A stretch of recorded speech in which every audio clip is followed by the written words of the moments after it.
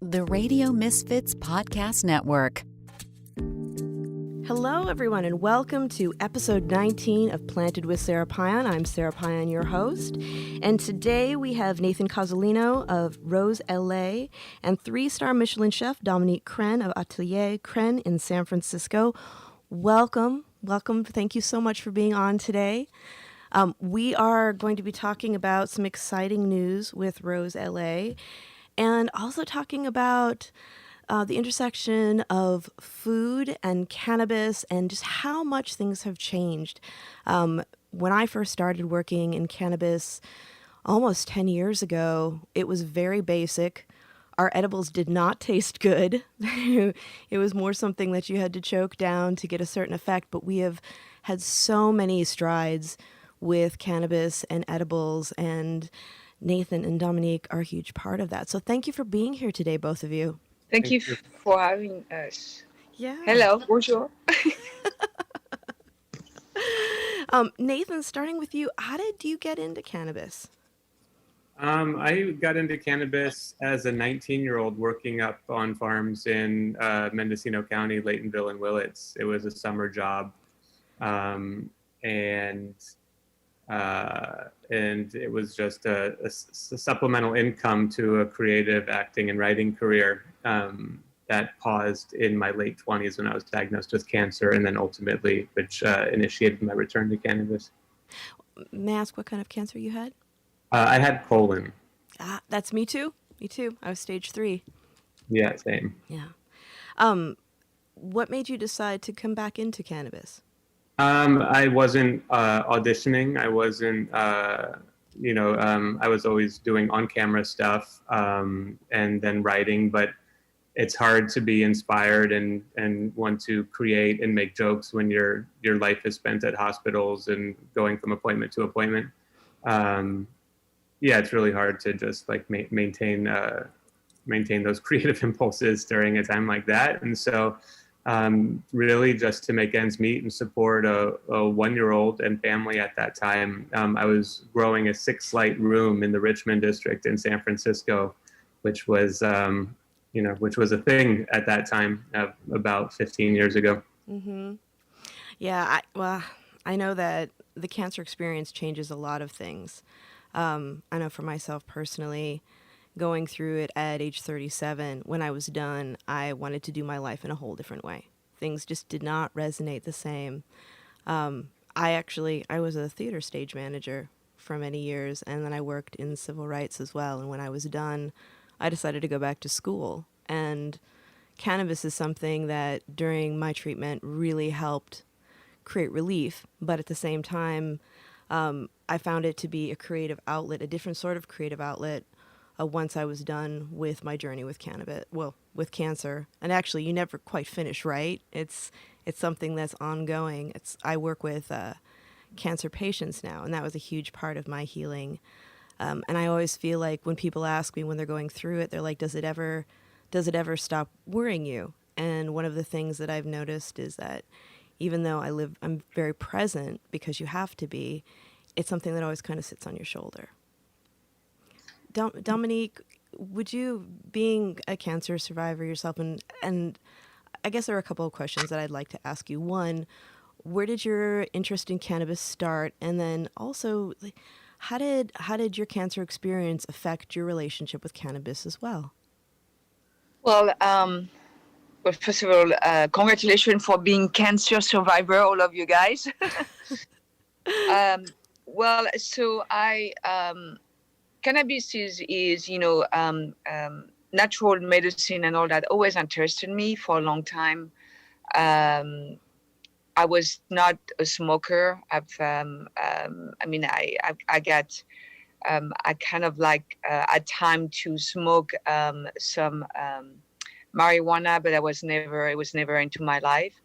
And then when I was diagnosed with cancer, obviously I looked at that aspect of healing, but I was so I didn't have a lot of information about it because the cancer that I had was had breast cancer, but that was the rare one, which is the triple negative. And there was not a lot of research about it. And I was stage 2 at the time.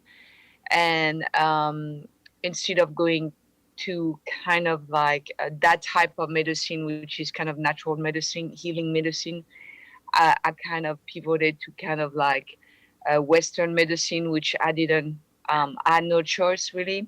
But I met Nathan through that time, and he dropped some of his product, and I was very, at first I was like, oh, okay, but I was very taken by it because I started to do some research, and I really appreciated the work and the detail that went into his product, and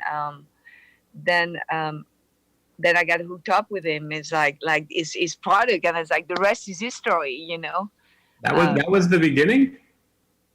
Kind of taking for me, yeah. Because I Finally. was always like, I was always into that type of medicine before, but I've never really approached it that way. And, during the cancer was something that, like when you have cancer, you're kind of scared about things that you do, and because you don't have a lot of information. But also, I knew also in my heart that, CBD and marijuana and all that, as it's something that is been around forever since the beginning of time, and I think I would say I never told you that, but I think is Nathan was a big influence of really me to go full force on it. So thank you. That's awesome. Yeah, that is awesome. It's wonderful to be able to have an introduction in that way. I too went through traditional therapies. I had a resectioning, and then I did full FOX5, which my mother's actually a cancer researcher that did the clinical trials on the chemo that I ended up taking later, which you'd think would be reassuring, but it was terrifying because she knew all the awful side effects that they don't tell you about, like possibly going blind and things like that.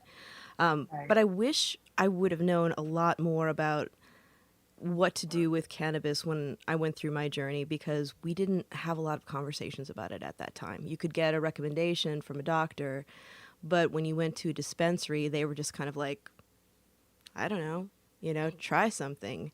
And, things can happen. It's not like it's dangerous, but you can get quite uncomfortable. And when you're already uncomfortable going through treatment, you need a little bit of direction and help, I think, if you're not familiar with it. Well, I feel that the Western medicine has, for many years, has suppressed, this other side. I think Nathan and I were talking about, what was it? It's like when it was like in the 40s, I think, when they passed a law or something like that. It's just like this. So I think the Western medicine and maybe political, whatever. So the power of this natural medicine, and they didn't feel that maybe it was good for I don't know, for their money or whatever. So they had to suppress this, So I think this is great what's happening right now. I think anyone should be able to have access to those natural medicine. It's been proven that century and century of using it, it's really good for a human body. Before the Western medicine, how people were taking care of themselves. And we have to understand that we are, as human, we are energy. We have to understand that. And the healing, food is medicine, but also those healing plant is incredible. And I think if we can balance it, with Western medicine, I think that will go a long way. And I think a lot of people will be better, faster than there is now. Because, when you take, you went with the Western treatment is, my body is still very much, I need to still clean my body, it's still, I can feel the effect of those terrible chemo in my body. So it's I think if we can legalize this across the board, I think it will be a different narrative, and I think it's good, but we have to be careful also, I think, we don't want everybody to get into that business, right, Nathan? Because some people don't understand it. They just want to make money. That's most everyone, yeah. But it's what's interesting is working with Dominique has proven to be a vehicle to get the word out more nationally and internationally. And by way of Dominique inviting some of her chefs friends from around the world, the whole reason behind that was just to spread awareness and start a conversation. And we had the idea to do the first flower rosin CBD version of Rose Delights. So we extract the rosin from full flower the same way that we do our THC dominant flowers. And for instance, right now we have 70 pounds of Sonoma Hill Farms flower. It's the gardener from the French Laundry. He grew some hemp. Oh, wonderful! And he was previously the gardener at the French Laundry, and now he's working for Sonoma Hill Farms. But what's amazing is we're selling every day to like every type of person all across the country. And it's funny because it's my cell phone on the customer service line. So I'm getting calls from, like 45, 50, 60-year-old people in Florida, Massachusetts, all over who are curious about hemp CBD. Hemp CBD is cannabis. The only differentiator is the regulatory terms. Hemp is regulated is federally regulated, and THC cannabis is regulated territory by territory. But when you look at the panels, when you get lab results from this hemp-derived CBD flower rosin and cannabis-derived CBD flower rosin, it possesses all the same cannabinoids. It just has heightened CBD and lower levels of THC. But it's great that we're able, working with Dominique, working with all these other chefs, to spread awareness and then get a cannabis in the hands of everybody in every state right now.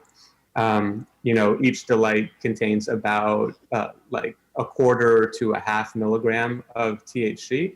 But depending on metabolisms, that's relevant to some people, and so it's an introduction to cannabis.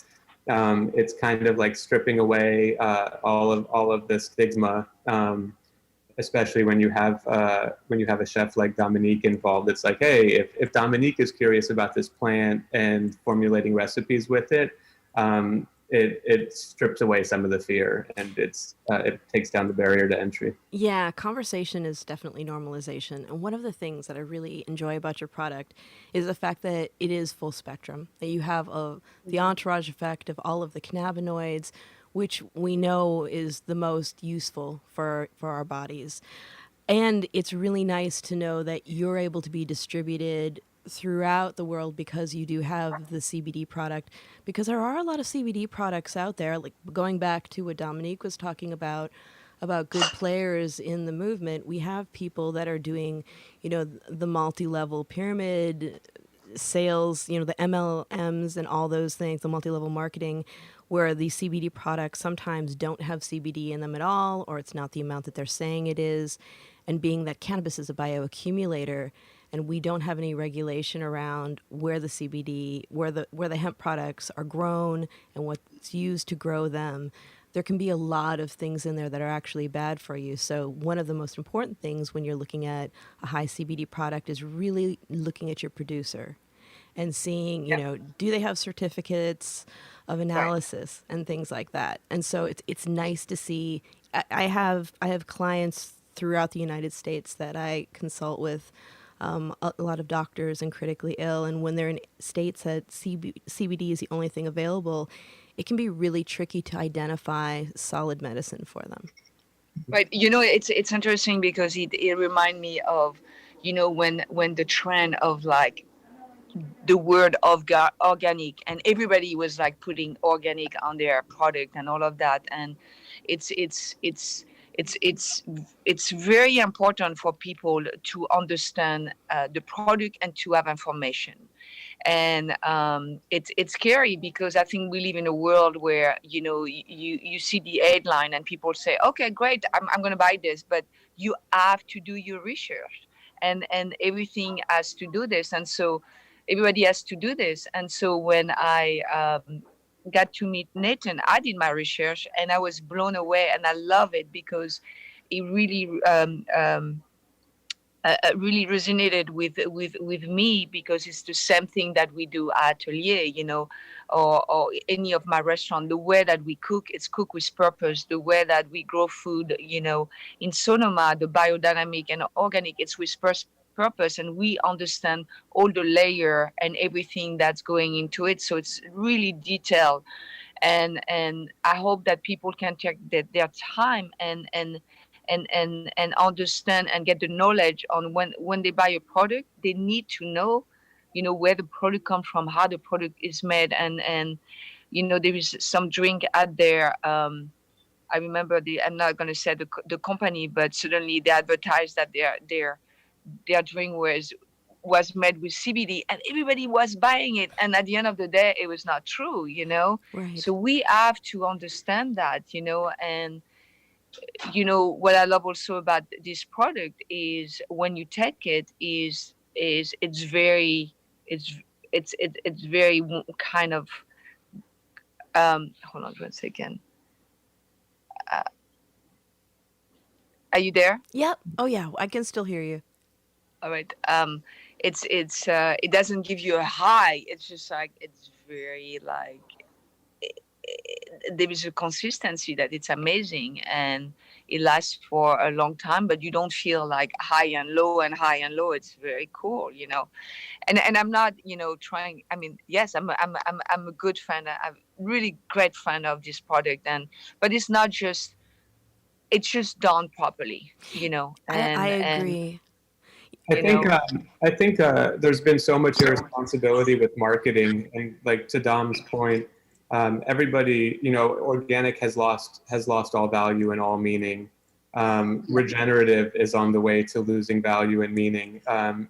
The creatives at agencies, supported by brands that needed clever marketing angles and campaigns to get velocity behind products that really was just more trash in the world. Mm-hmm. Everybody's been really irresponsible, and it comes down to finding a company that you can trust. And Rose, we have these meetings every week where we talk internally, and sort of influenced by some other creatives around the world who work in design and work in marketing, where we're trying to strip away the marketing. We're trying to strip away the noise, only release very focused products with intention, and speak about the product without any marketing angles in the most clear way we can. And it's all in an effort to create a line and to create a lifestyle of a product where customers come to us and they know if it's something that falls in our product line, that all of our values are represented in that product. And if they trust Rose, they trust any product in our line. And we've been able. We're trying to do more and talk less. We've been able to get inspired by chefs like Dominique and other groups around the world, all these back to landers who are like, we started this off talking about sickness, like sickness is from stress, sickness is from a disconnect from nature.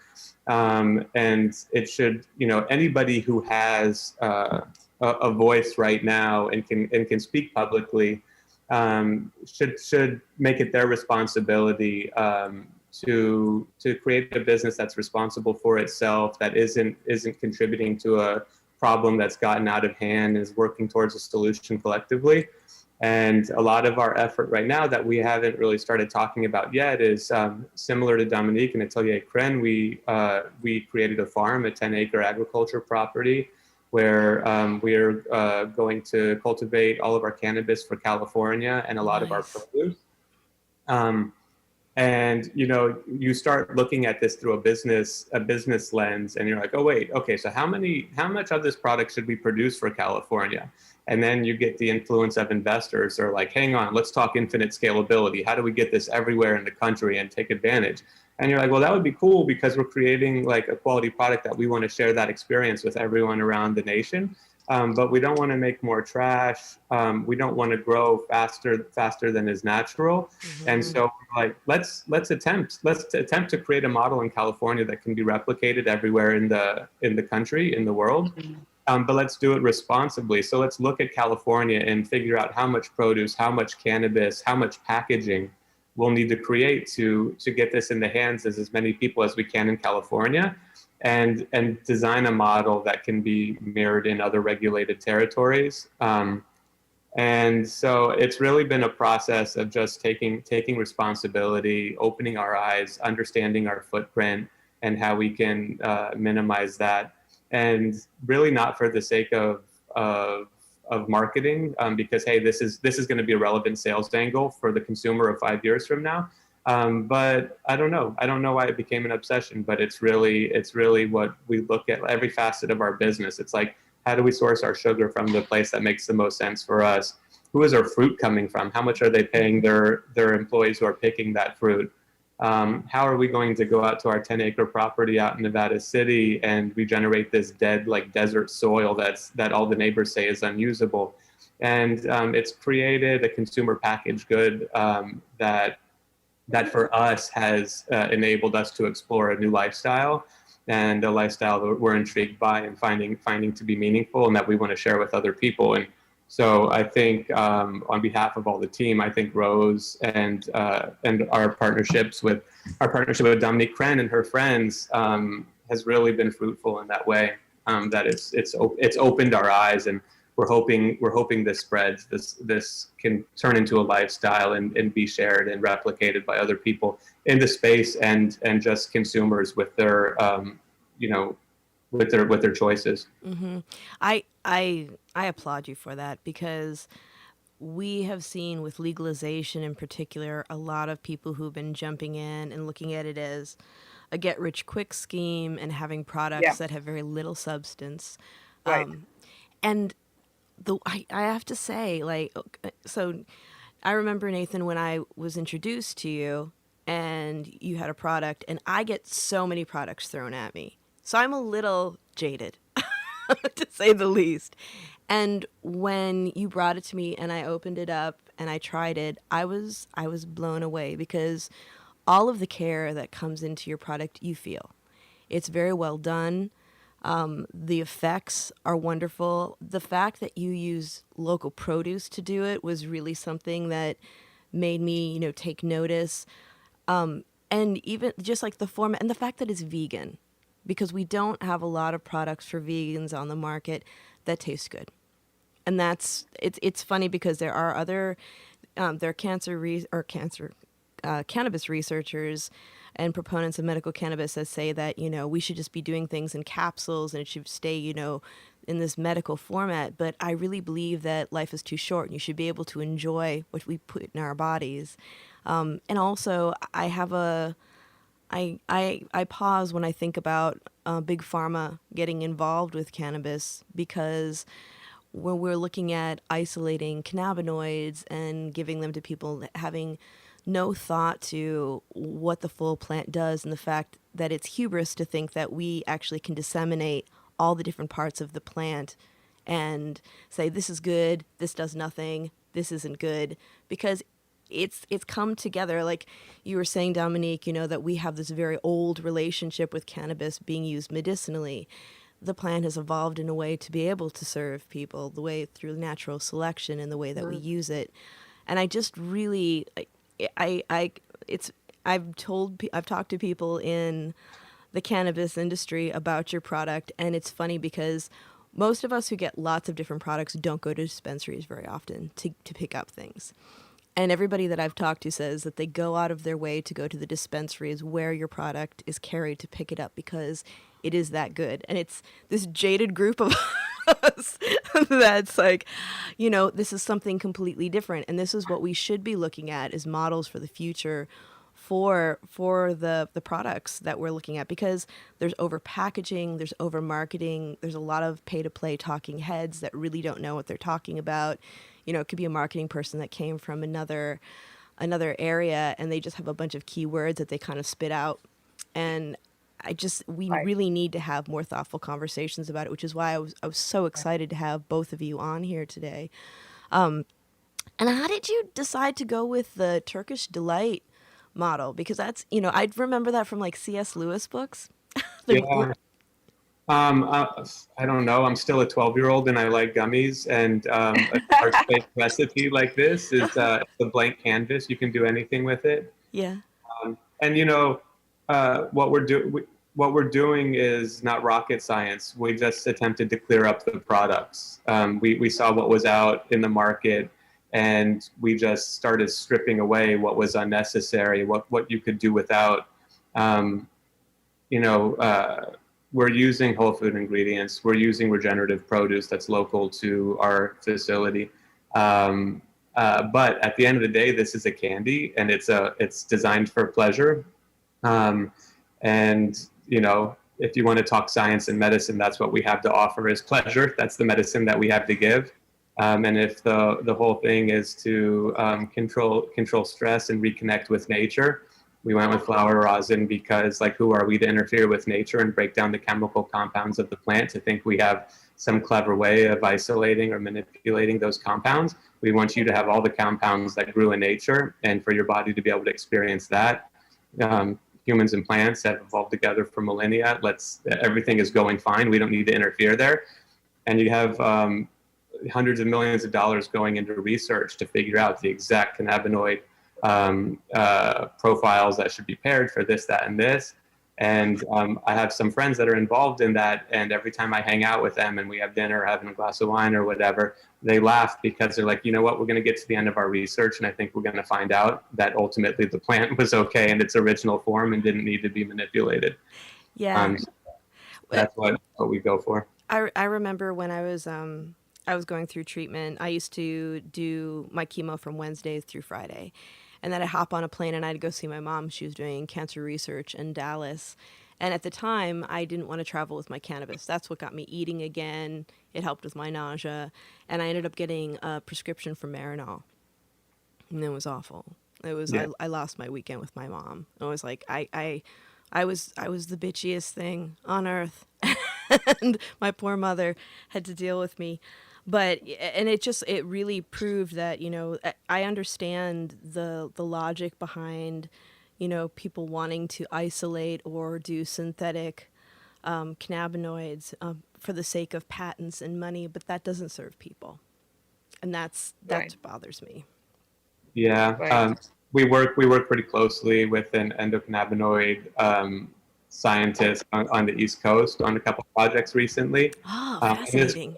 She knows so much. She's so clever, and she's like running so many interesting experiments and trials. But more and more, she's attracted to rosin, and Rose knows nothing about the science behind it. We know whatever's provided to us from the certificates of analysis, which is very limited. They're pulling out a dozen or so cannabinoids and terpenes, or a couple dozen, but there's more to it than that. And we don't have the funding, we don't have the research team to figure out exactly what's in there.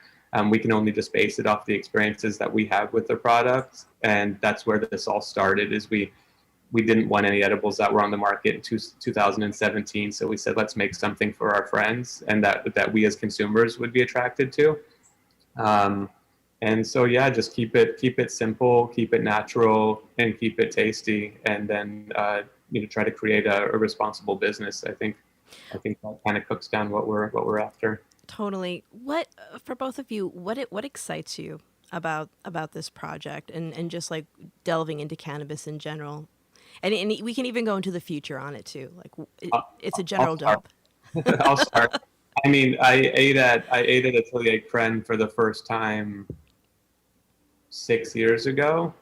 And so, Dominique, before we met through this, was an icon of food around the world, but especially in San Francisco. Mm-hmm. And so, we would joke about attaching her to the project this time last year. And we're like, oh my God, if that was ever to happen, that would be so exciting and fun. We have our facility doesn't operate like a lab. It operates much like a kitchen. All of our staff comes from restaurants around the Bay Area. So in that culture had been sort of stripped away from cannabis by all this venture capital money that came in an attempt to like exploit an emerging market. We thought like, hey, let's make an effort to like create a culture where there isn't any, or where there's very little, at least like commercially available. And so, you know, when I came back and I told Elizabeth on my staff or Joey, you know, any one of them, or I took everybody through like a little slideshow of Dominique's work over the last few years. Everybody was so inspired, and that's necessary to have to run a project like this successfully. You need an inspired staff, and so what excites me is being able to work with talent like Dominique. Listen, Dominique's not in here cooking every day.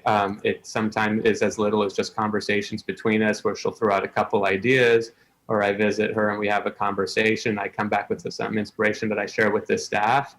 But then, you know, by way of Dominique, she connects us with her friend Virgilio Martinez. He's doing a recipe. Everybody's blown away by his ideas.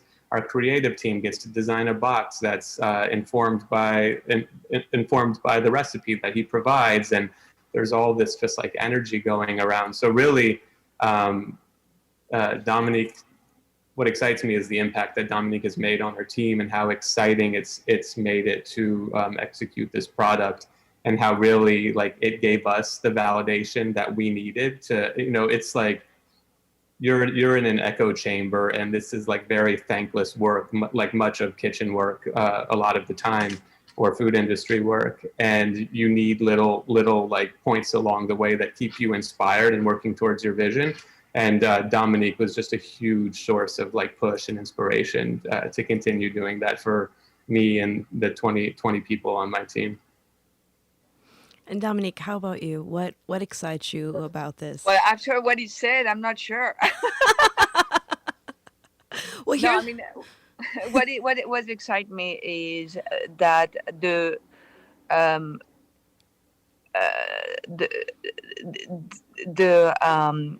ability and the gift to be able to work with other than just my community.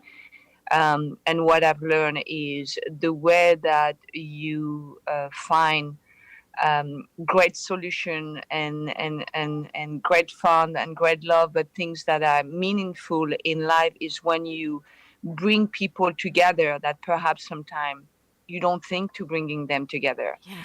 And, you know, as a creative, it's been just so inspiring to be able to work with Nathan and his team, because it's also allow me to discover things that I didn't know.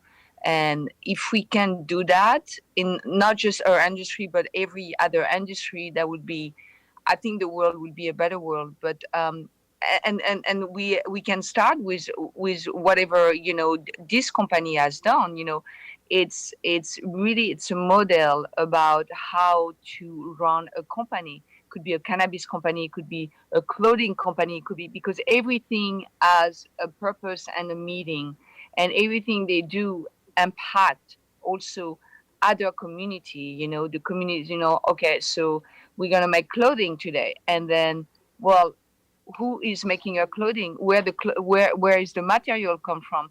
Who is affected and who is not affected? You know, this is if everyone, you know, will treat everything like this with a purpose and understanding the consequences of everything, I think we can be a better world. I talk about food and eating and buying is an act of activism. Hey, if you have a CBD company, it's an act also of activism. You need to do the right thing, you know, because it can affect. There's so many layers, you know, is in a restaurant, there is so many layers. I'm not just cooking just for cooking. I'm making sure that everything has a purpose, but there's so much more than that. my people are affected. Even their family can be affected of my doing. And if I'm not doing something right, then who I am to say that I'm doing something right. It's like you have to look at everything. So that's what excited me to be able to partner with a different, another community that perhaps years ago might not be a part of my community, but to rebuild and to do things better is, I hope that people can look at us and be inspired and maybe do the same thing. So that's what inspired me, because you have to be curious in life to be able to go farther than we are. And I'm so thankful that I could include, the world of food is, and the word of CBD and cannabis. I think that goes together. Oh It's yeah. like the word of food and music also come together. So let's bring everybody together, but let's also be very careful about the player out there, Mm-hmm. and not being afraid of calling people out when they they're doing things that are not good. I mean, I try some product and I'm like, what the hell, you know? Right. It's Right. right. And I always say that the one that are most calm and not loud are usually the one that doing the right thing. When you start to be too loud of and screaming, of saying, hey, look at me, look at what I'm doing, is often not a good product. So I'm just saying that. So, but no, I agree with you I'm very completely. thankful, and I think we're gonna.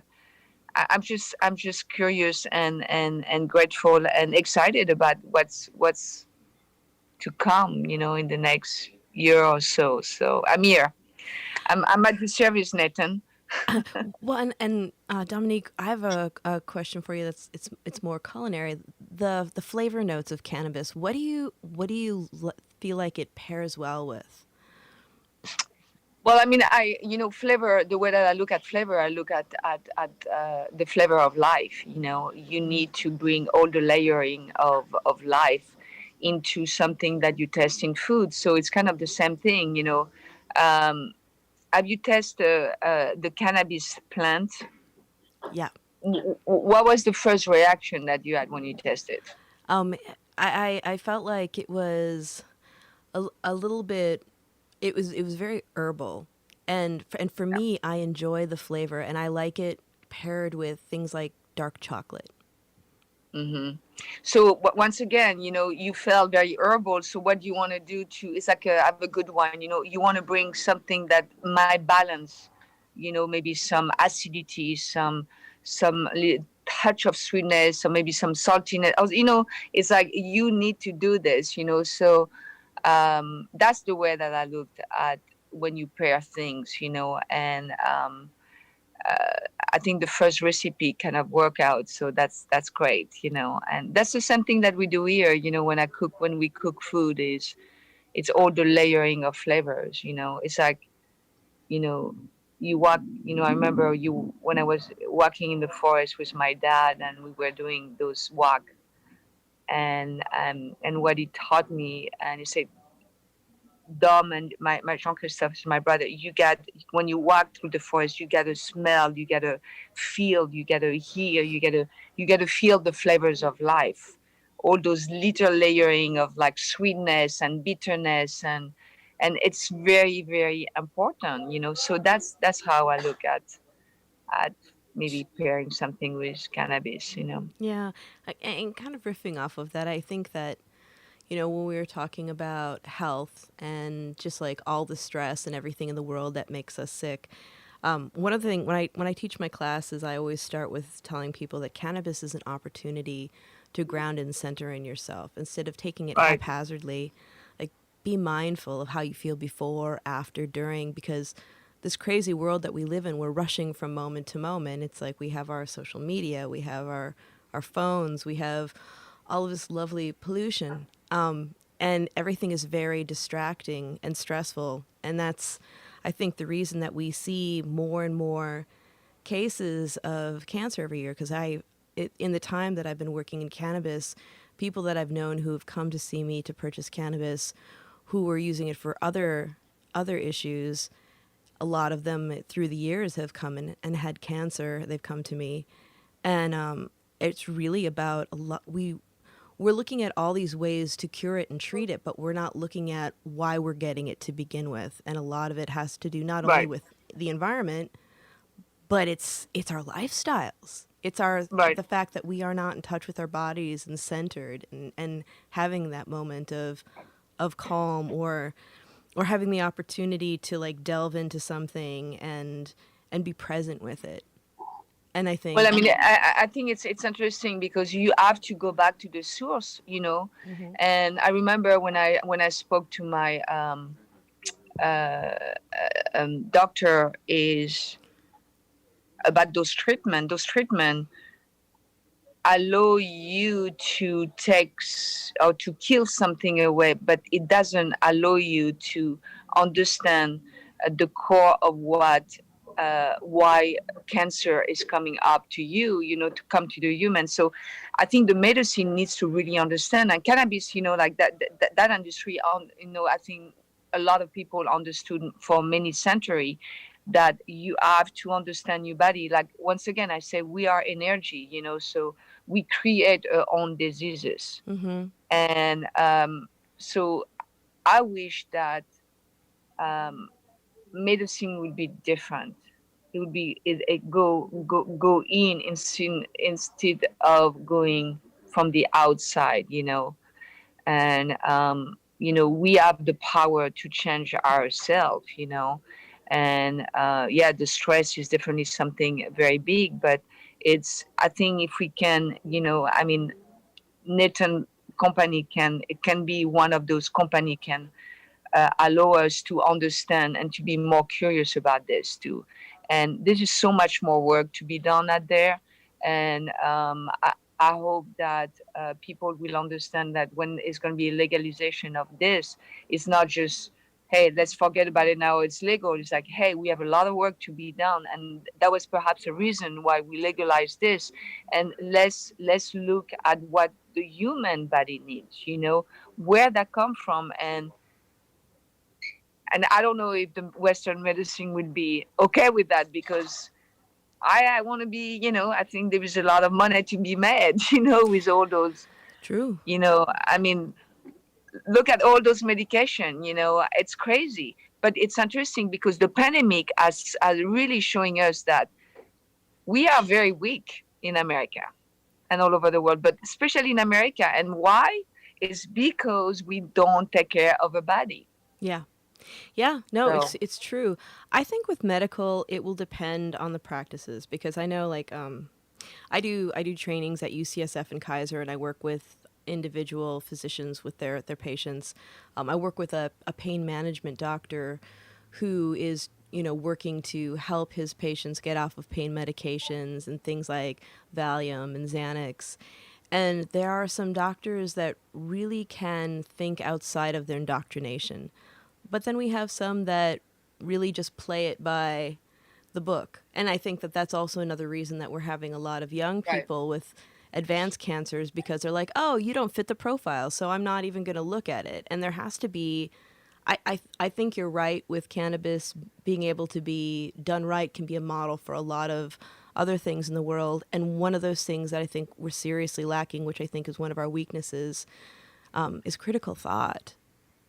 I mean, I went to UCSF and I would love, I mean, I think Nathan and I talk about it, but that would be amazing if UCSF and what Nathan is doing could really, I hope they could be curious. And I'm not sure if you're talking to them, Nathan, but I think that would be so amazing because, you know.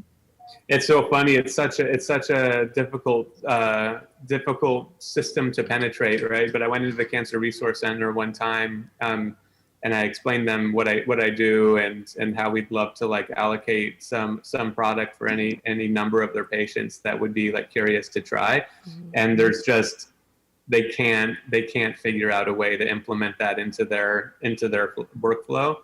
And that's the problem, you know, is like patients are numbers, and like treatments are just sort of blanket treatments, and nothing is too specified. It's, you know, cancer treatments attack rapidly dividing cells. It's like pretty much designed to get you as close to death as it possibly can, hoping that the healthy cells like rebuild and the cancer doesn't come back. And so it's really kind of a medieval approach. And when I got treatment 13 years ago, I was 27 years old, or 28, and I'd listened to NPR stories, this and that, and I'm like, oh, it's gotten more advanced. It's more specific. It attacks like very specific areas. It's localized. It's not just like this. And then I talked to some people who are going through treatment right now, and they're receiving the same chemo, that I received 13 years ago. And so I'm like, I think it moves so slow. I think UCSF and all cancer treatment. UCSF is a cutting edge education hospital or whatever. Amazing hospital, amazing. Totally. Yeah. They're doing great work, but it's just like I'm like the treatments are moving through the system and becoming available to patients so slow. It seems. Maybe I'm talking to the wrong patients these days, but I'm wondering when all these advancements in cancer treatment are going to surface, and when I'm going to talk to someone who's like, hey, I had liver, and there was this treatment that just went exactly to where the area of the cancer and treated it there. But still, it sounds like they're pretty much wiping out patients and bringing them as close to death as possible, and then allowing them to rebuild after the treatment. Well, I mean, I think you're right on this, because I had triple negative, and literally what I've learned is it was not really any treatment for it. So they had to give me the protocol that they've been doing, and it's a harsh protocol. It's 16 different chemo, and you lose everything, literally. But this is the only thing that works. We're going to give you things that has been given to patients for years, because we don't know the right treatment for this, but it seems that this one kind of worked. But I look at this is as human, like as kid, every kid is different. If you put them in a setting of a school, you have one way of educating those kids, but in that class, I'm telling you, some kids don't react properly to that education, because they might be, I was ADD. I didn't, it's like, and we have to understand how people work uniquely. If we do this, then we will be finding new things, So it's kind of like this idea in a world where one thing's work, we're going to give that to everyone. No, it's not going to work for everyone. It's like the same thing with food. Your metabolisms and is probably different than mine. And we have to learn about what is good for us and what is not good for us. So it's the same thing with medicine, But I think, talking to my doctor, they're trying to try to find things, but I don't know. I think something else needs to happen. And maybe perhaps if they're looking at something more natural, and to maybe integrate this into their everyday protocol, maybe something could happen there. I'm not sure. I'm not a doctor, but I feel that this is something that it could be interesting to look at, So I agree with you. I think that there needs to be more than the traditional protocols. There needs to be more of a full circle, because it's not just that. And even to go to the opposite side, when I work with people who are like, well, I'm going to use cannabis therapy, like they'll call it like, a cannabis cure for cancer. And I always am quick to correct people that, research has shown that cannabinoids can create natural cell death, and they don't go after all the other rapidly dividing cells. So we don't get all the issues that we do when we go through chemo, but it's not a cure. Just like chemo, just like radiation, it's a treatment. It's an option, and just the way that a lot of people are told how to do it, there's a lot of folk medicine around it, and we really need to tighten that up. And luckily we have some really great researchers out there that are starting to delve into protocols for certain types of cancers with using cannabinoid therapies. But I always think that it takes much more than that. Just like cannabis by itself is wonderful. It does a lot, but the synergy that it even has with like other herbs, is amazing. And if we could get more into those deeper conversations and how people are so different, because like years after I finished chemo, and I still have neuropathy in my hands and feet 9 years out, I asked my mom, I said, as a cancer researcher and then as a mother, was it easy? How did it feel to know that I was taking the protocols that you did the clinical trials on? Did that give you some peace of mind knowing what was going on? And she was like, no, I was terrified because I knew everything that could go wrong. That, and my oncologist, every time I'd go to him, I'd bring up something. So I heard that this could happen. And he's like, who told you that? And I was like, my mother, the clinical researcher. And he's like, oh, well, it's not, that doesn't happen to a lot of people. My mother would be like, well, actually, yeah, it did. Like a lot of people did go temporarily blind using FOLFOX5. So, he shouldn't be telling you that, but they don't give us the full picture. And they really need to, I really appreciate and applaud the physicians that do look at both the natural and allopathic approach to cancer. And when I do my trainings with palliative care at UCSF, I work with doctors, nurses, and then also the pharmacology students. And they always want to have what ratio at what volume would you give for this person? And it's like, we're walking chemistry experiments. Like you said, we are all so different. And if we could really get that together and have more critical thought with our medical professionals in training, I think we'd come a lot longer way. And even how we, when we talk about purity of food, like when I was going through my treatment, a friend of mine was getting her PhD in nutrition at Davis. And she called me and she was like, Sara, there's a reason that you ended up with colon cancer at age 37 instead of in your 60s. And you're not going to be happy with what I'm going to tell you. And what she told me was that because there are, we had in areas with there were food deserts, there were lots of birth defects. And the reason was a lack of folic acid. So enriching wheat products with folic acid, because breads, pastas, things like that are what people often turn to fill their stomachs when they don't have a lot of money to eat. They enriched those with folic acid. It was very successful. But for those of us with predispositions for cancers, it helps tumor growth. So, colon cancer runs in my family. My great-grandmother died from it, but I shouldn't have actually been starting to screen for it until I was, my 40s. And so why aren't we having more conversations about the fact that, they wanted to put more folic acid in food, but they decided not to because of these side effects, but they're not telling anybody. Right. I think transparency is the key for everyone to be able to move forward and to get a better things out there. But, sometimes people have problem with transparency, and that's the sadness about what's going on right now. But right now, I think we have an incredible opportunity now, right after the pandemic, and I mean, we're still in the pandemic, to be transparent. That company needs to be transparent. This is a health issues. We need to move through this world and to take care of each other, not just to move to this world to make million and dollars and not care about the other, because we're destroying humanity. You literally, we are destroying ourselves, and so transparency. And so everyone needs to ask for transparency, I think. And when we start there, then conversations start to happen and things start to change, So, when you look at, Nathan, what I love about Nathan Company is the transparency is there. And that's why I was very attracted to that, And I think that's important, and the doctor also should, there are things that I didn't have knowledge about it unless I was doing my research or ask other people. And I was like, what do you mean? So I think if the world will be more transparent, that would be a better world.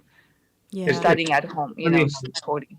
It's funny how cancer sort of opens your eyes and gives you this scare in regards to food, and all of a sudden you're like, oh, whoa, the majority of food I've been exposed to, depending on where you grew up and when you grew up, was poison. And like, wait, why would these industrial food companies be selling people poisons? And then you start to learn a little bit about the politics and economics of industrial food Right. companies and the government is regulating the FDA.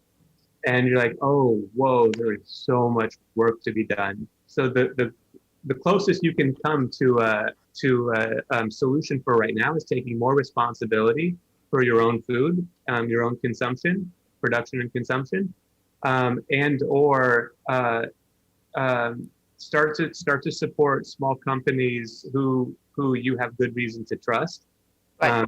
And that's why, when you're making food, ultimately you're playing with people's health, and we've come to understand that, unfortunately, through cancer.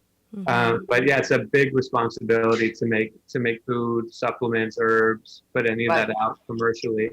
And so it's nice that there are people like us in the world who have had these experiences. At least we have this takeaway where we're able to take our experience and put it towards something that we believe in and that we want to share with other people, and start to come up with just more honesty and less unhealthy distractions, less like decoys, and stop telling people what's not true, and just give them what is. Yeah, I found that, one of the things that I talk a lot about is just education, empowering people to make good decisions for themselves. And when we have savvy consumers, they vote with their pocketbook, right? So they buy the things that they believe in. And one of the things that I found has been really interesting with legalization too is, I call it Stoner Civics 101, because people will be like, oh, legalization is passed, I can go into a dispensary. It's like, well, no, now we have to put together the framework of what this is going to look like. And if you don't like the prices and you don't like how things are going, it's time to let our lawmakers know that we pay taxes, we are in the world being productive, we use cannabis, and we vote. And this is how we're going to change the way this all looks, and how we can raise standards, and how can, get governments to understand where they need to be involved and where they don't. And maybe change the people that leading the country sometime, Yeah. or leading the federal. It's like we have to understand that the people that we're putting in office understand the importance of this. Yes. So there is something needs to change, and I think it's changing right now. And I think this is great. I think you get I talk to a lot of youngsters very much involved in this, and the bottom line is we elect people because we want them to understand and have the country back or the community back, but we can't, we have to change the way that I think we've been doing this. So conversation needs to happen local, federal, national level all the time, and I think that would be very important. Guys, I'm going to have to run. Okay. Okay, so sorry about this. No, thank you so much. We actually, we're just about to wrap up, so we'll have a. Thank you so much, Chef Crenn, for being here. You. I can't wait to see you this afternoon, Nathan. You coming over? Yeah, I'll swing by. And I hope to meet you one day. Oh, I hope to meet you as well. And thank you so much for having me on the show. And once again, thank you so much, Nathan, to allow me to be a part of this journey with you, because it's been just lovely and so uplifting and inspiring. Thank you so much. Thank Au you. revoir. I like we say in French. Au revoir. Au revoir. Bye. Bye. So Nathan, let's talk about your collaboration and what the flavors are. Like, what? Tell me about the product. What are you two doing as far as flavors and all that? Yeah. So when it started, it was like, hey Dominique, let's work together. How are we going to work together? Let's make recipes for you and your friends. Let's like have the ideas start with you guys, and then we'll experiment and work through them in our kitchen, and you taste and you suggest tweaks, and you get it to the point that it's pleasing to your palate, and then that's it. We make it available in limited quantities, seasonal runs. So the idea was for Dominique and her friends to represent different fruit seasons throughout the year. So when Dominique came on, it was, or when we started cooking her recipe, which was Jonathan Apple from Naname Orchards in Sebastopol, and Frederick Passion Fruit from Rincon Tropics in Carpinteria. It was August, I think. And so August, September. And so we bring in those apples. We get this medieval looking press that we rent from a brew shop in the East Bay for 3 days. We're pressing apples. We're scooping out passion fruit and pureeing it. And every time when we get inspired by produce that's available through one of our handful of farms around the state, produce farms, we bring in that fruit, and then we say, "Hey, Dominique, we just got this beautiful Shinano Smile grapes that we're going to juice from Magical Grapes in Ventura, a husband-wife grape farm down there. Who should we propose it to?" And she'll be like, "Let's see if Virgilio wants to do it." So we reach out to Virgilio Martinez of Central in Lima, Peru, and we say, "Hey, Virgilio, Dominique thought of you for this recipe. We have this grape juice. What would you do with it?" And he's like, let's muddle some ginger and crush some pink peppercorn and do a cold steep in the juice, just for an hour, not to take away from any of the like juicy qualities of the juice with too much like pepper or bite. And then all of a sudden we have this magical grape recipe with the Shinano Smile grape juice that's very, very rare. It's these Japanese grape varieties that they bring over. And then you have Enrique Olvera here that we're working with Dominique. He tries our products at a party. This is the chef of Puyol in Mexico City. And his team reaches out like, "Hey, let's do a recipe together." We're like, "Okay, what do you got?" He's like, let's mezcal poach some pears. And then we'll make you an ancho chili powder in the Puyol kitchen that we'll send up, and you guys can dust instead of your powdered sugar, tapioca flour coating. Let's do an ancho chili powder around the mezcal poached pear. And we're like, great. And, just running through these recipes, you can understand why our staff gets so excited. All of a sudden, we're bringing in 300 pounds of pears from a pear orchard. We're going back and forth in DM with Enrique Olvera about this recipe. We're tasting, tweaking, sending to him. His team is loving it. They're photographing the process of making this ancho chili powder. And so it's really lively and entertaining for us, like each step of the process. Anytime Blossom Bluff Orchards pulls up with their box truck in front of the facility and they're dropping off hundreds of pounds of September Bright nectarine, which was another Virgilio recipe, was juniper berry infused nectarine. Our staff gets excited because they're eating fresh fruit for that day. They're bringing it home to their family. They're processing it. We put it in our freezer till we're ready to cook the recipe. And it makes each week feel like new and fresh, and we're not just like cranking out the same products over and over again. Mm-hmm. This thing is living and growing and changing, and everyone on our team and connected to our team through Dominique is learning along the way. And this is like a conversation starter for everyone in the world who's aware or following these chefs. So, you asked Dominique what she's excited about, and she probably, this didn't occur to her at that time.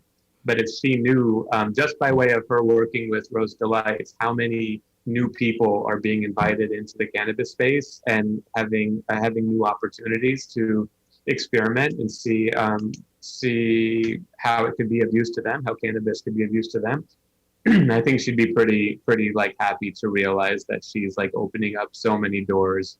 And just because of the trust in her name, in her ideas, her creativity in cooking, she's stripping away like the fear and all those barriers and stigmas. So I think she's pretty excited. She would be pretty excited about that. But yeah, that's sort of how we work. It was like come up with a calendar of chefs that's going to span the course of the year.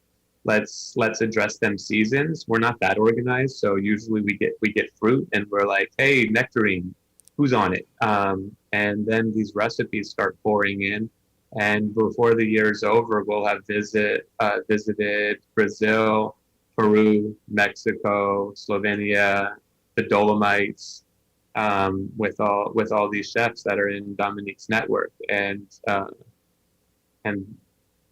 that alone, we're very satisfied with what we've done. The fact that we get to work and brush up against these names and their thinking, and the creativity that they bring to the culinary world, and fuse that with cannabis. There's beyond that, there's not much we're striving towards. We just want to continue doing that and repeat this simple process again and again, because we find it very entertaining. What a rich experience. And I just, your business model is just so fascinating. If somebody told you 10 years ago that you would be in this space doing this with all these amazing creative people and your amazing creative collaborative staff, what would you think? I mean, if someone would have told me 10 months ago, this was a dream that only shaped up in the last 24 months. And we had no idea that it was going to be this satisfying and this entertaining. And, when we came into creating a consumer packaged good from 215 cannabis era, we saw the opportunity as an emerging market, an opportunity to make money. Yes, we wanted to put out a product that was wholesome, natural, and gave people a cannabis experience we believed everyone deserved. But we had dollar signs in our eyes. I think it was impossible not to. And now the culture that we've how to say this, the culture that we've built with the help of all the chefs that we're working with, and really just like our team, every single person. I'm in the facility right now. Everyone on the floor that comes in here and works every day, they are a big contributor to this culture that we've created. But all of this has proven, 24 months later, you learn there's no money to be made in cannabis. That's what all brands have learned right now. It's all speculative. And we're like, great, well, ultimately making the product is the most important piece of it all, because after all, that's the part that you're living. And the experience that we get to have working with these people, working with these farmers, their produce, these chefs, their ideas, has proven to us to be so much more valuable than the dollar signs that brought us into this. And we always said, we want to create a culture in this. We want there to be a cannabis edible culture that doesn't exist right now. We've just scratched the surface. There's going to be so many people coming in doing the same thing, and we're excited for them to show up into the space. It's been a wild ride, and we're going to continue to do it. The fact that we get to be copycats and copy Noma's model, Atelier Crenn's model, Puyol's model, and bring it all back to the land. All these consumer packaged goods that are in shelves at retailers all across the state are so disconnected in every way that they present themselves from the land, for the most part. There are some all-stars in there, but for the most part, it gives you no sense of nature and your connection to that. They wanted to cheat and make something look like it's been on retail shelves forever, and strip away all of the taboo around cannabis, and invite more people into retail shops to purchase, and that's great. But they eliminated any sense of it being a natural product. Now it's just starting to feel very manufactured, very industrial already, and it's amazing to be like, hey, we want to be responsible for every ingredient that goes into this thing. Let's bring it all back to the land and really create a culture from farm to retail shelf that is made up of nothing more than the natural ingredients and ideas that go into it. And that's been extremely exciting and engaging and compelling for us. Yeah, that's, I think, something that we have to be really careful to preserve, because people are becoming disconnected to the fact that it's a plant. And I think that the work that you're doing is amazing because it reminds people what's going on. It helps them reconnect with themselves. It helps them be more mindful about, what they expectations for their products. And I just really want to thank you for being there, because we had in the 215 days, we had a lot more products with heart, and there are still some.